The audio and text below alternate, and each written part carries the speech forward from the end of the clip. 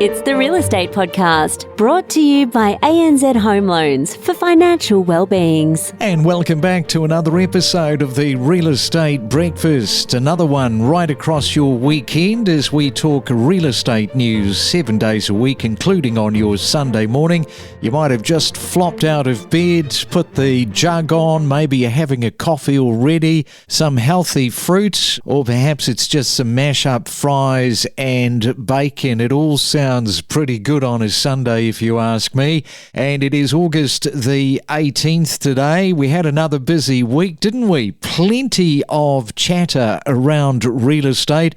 On Monday, we caught up with Emily Stanton. If you missed it, that is coming up in just a moment. She is a local living in Nyngan. You might have heard of Nyngan, New South Wales, known for its very affordable housing. First home buyers are taking a look.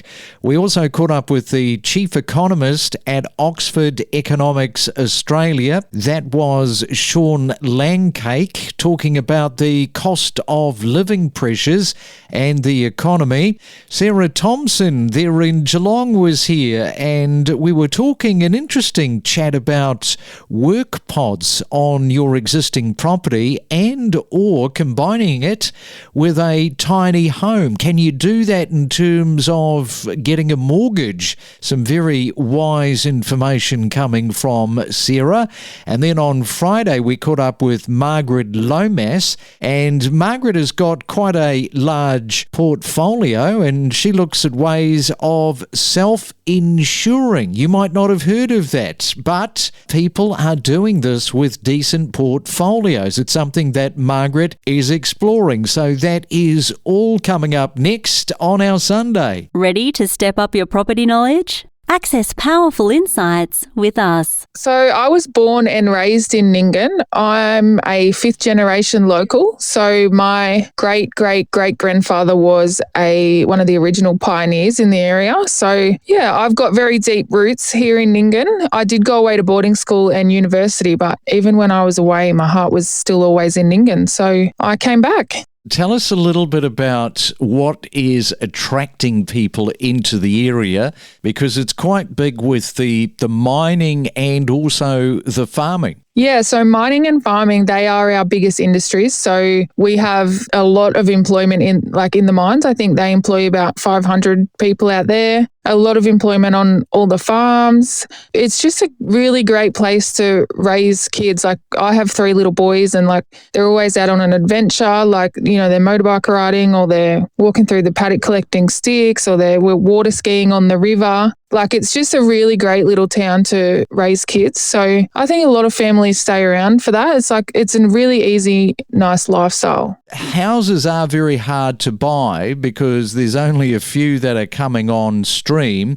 I understand that the council is trying to release some land just to alleviate that problem. Yeah, that's right. So the town, and because of these industries, mining and farming, and quite a lot of locals staying around as well, it is hard to buy a house. So council are in plans at the moment to open a new land development just to get more housing in the town, because it is a bit of an area where there is a shortage. They realise they need more housing for more people to be moving into town and, to be buying in town and staying in town. So that, I would say, would happen, I think, in the next 12 months. I think that's going to happen. You decided to buy the local hotel there and undergo a bit of a renovation. A good thing that your husband's a builder, eh? Very good thing that my husband's a builder, because it has been a very, very big job.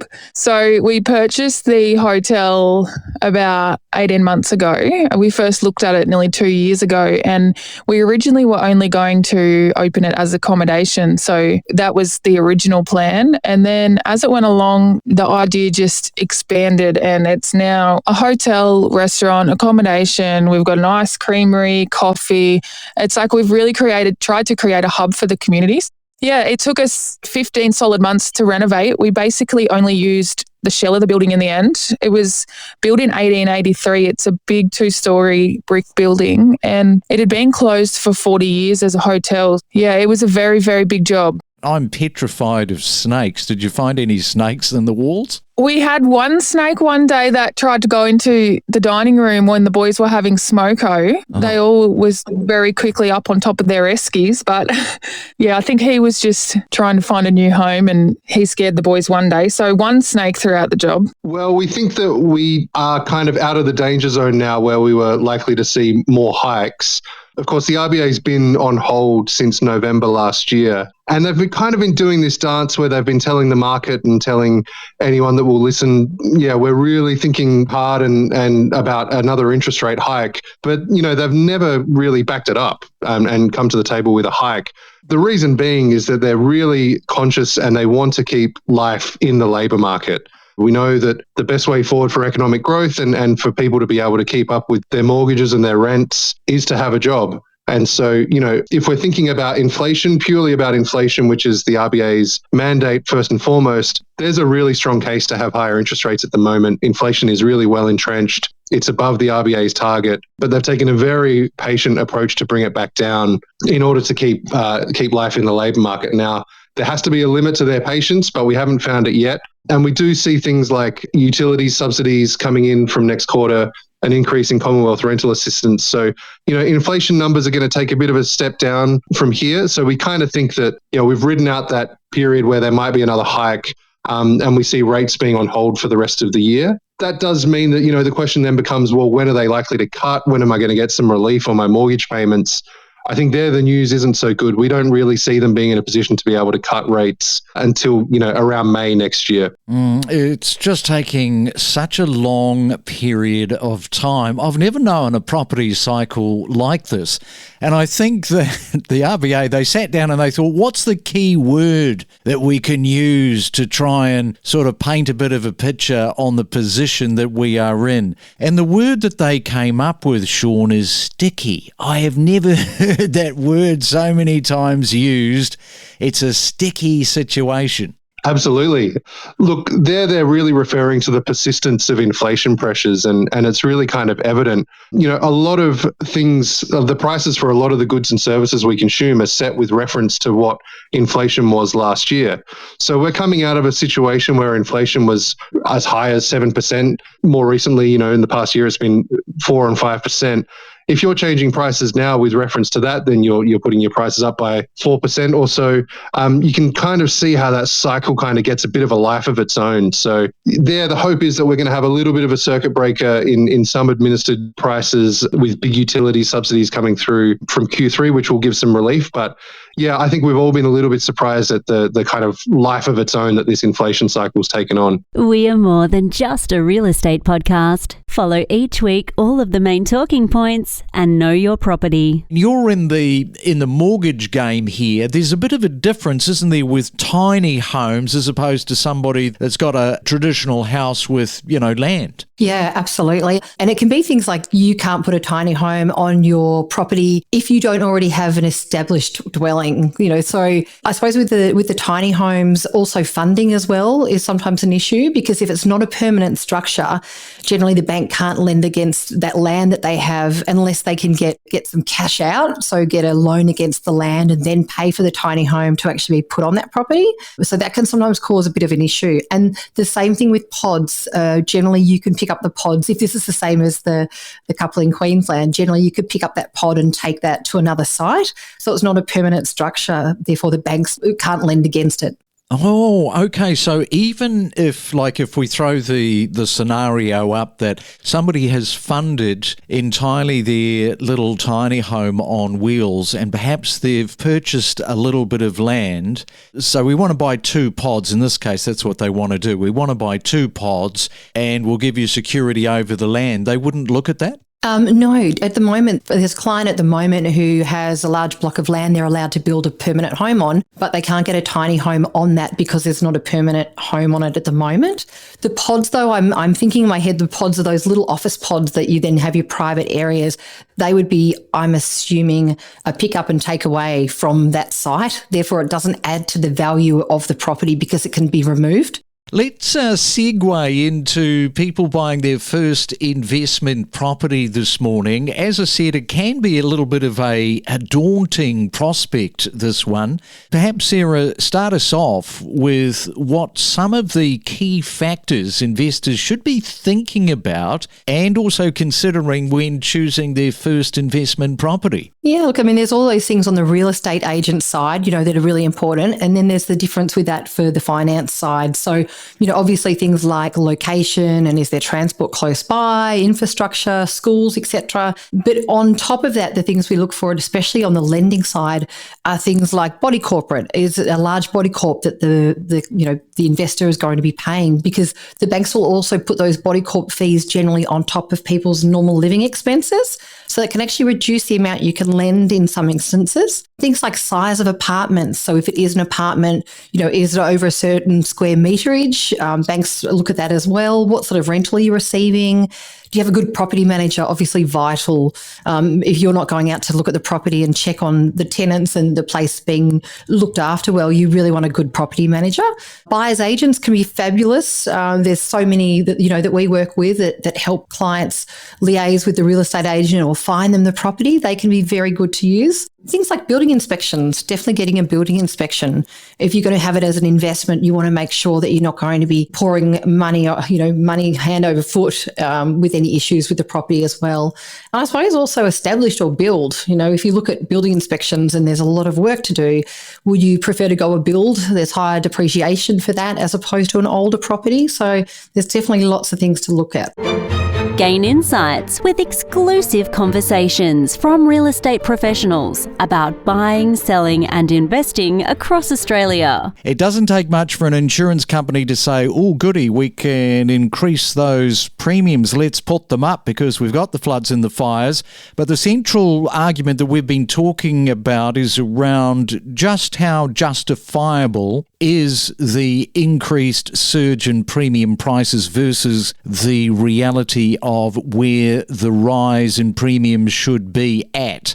To the argument about are we being ripped off, what do you think? I think so, because what's happening is the misfortune of the smaller handful of insurance policy holders, which is those who live in the flood and fire prone area.